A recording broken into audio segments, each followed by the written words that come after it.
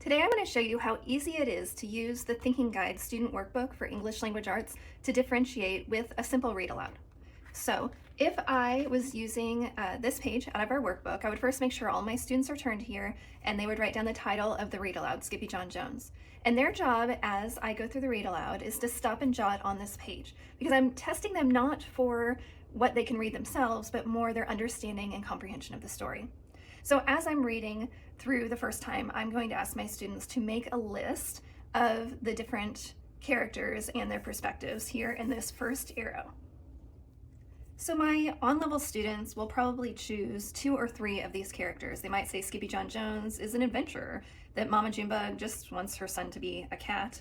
The Chimichongo gang thinks that he is their fearless leader. His sisters think that their brother is silly, or maybe the Bumblebee Bandito thinks that this cat is ridiculous. Now this is great for my on-level kids, or maybe even my kids who need a little scaffolding. Just identifying the different perspectives is where they're at. But for my students who are ready for a little bit more, I might ask them, can you prioritize these? Can you take a second to decide which of these perspectives is the most important? And they might say, well, Skippyjon Jones is the most important, so I'm going to put a star there. And also the Bumblebee Bandito, because here we've got our main character, and then when he's on his adventure, we have the Bumblebee Bandito, who is essentially who he's fighting. And so once they decide the 2 most important characters, moving up in those Bloom scale, then they need to justify why did they choose Skippyjon Jones and Bumblebee Bandito to be the most important. So that's when I would pull in a sticky note for those kiddos. So my gifted student might say, Skippyjon Jones, most important character, most important perspective.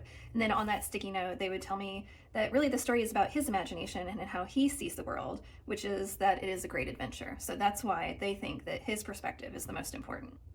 So the next part I would ask my students is, what connections can you make? So this first part was after we read the story the first time, and then we come to the end, what connections can you make using across disciplines?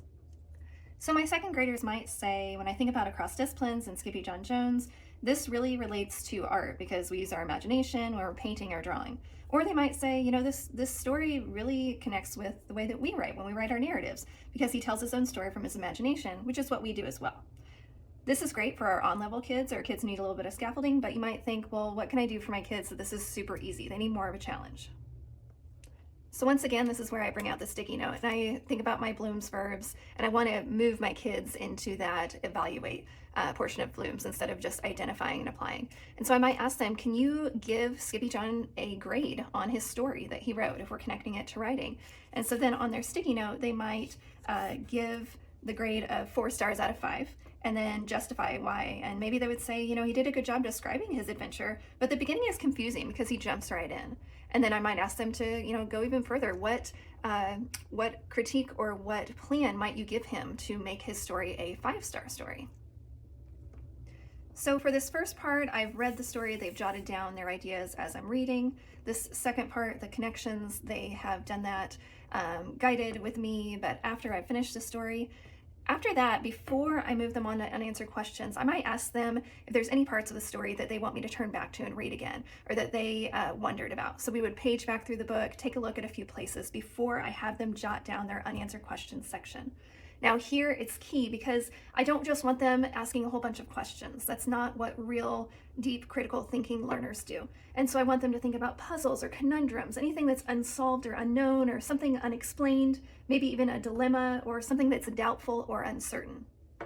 Now for my on-level students, they might choose a unexplained or unsolved question. So how does his closet turn into these places that he imagines? Or even how does the Bumblebee Bandito get all of the beans, and then what in the world does he do with them? But for my students who are ready for more, that's when I ask them to answer a conundrum. Now this can be a conundrum, a question that they come up with themselves, or it can be something that I give them. In this case, I would give this to them. Is it better for Skippyjon to use his imagination or to follow his mom's rules? And then they answer here in the unanswered question what their thought is and why. Now, depending on how long my mini lesson or my read aloud time is, or what I want my kids to do with this information, I might have all of them or just a few of them that need a challenge take this information and bring it together to make a convergence statement. And one student might take all of this information from our reading and from our thinking And their convergence statement might be something like Skippy John Jones' imagination, the silly songs, and the adventures all come together to show how being creative can make ordinary days exciting, even if it gets you in trouble sometimes. So they can either just, write that right in here or draw an arrow and give us their statement. Like I said, this isn't something I would necessarily do with all of my class if I was short on time, but that is a good thing to throw in there for your kids who need more of a challenge.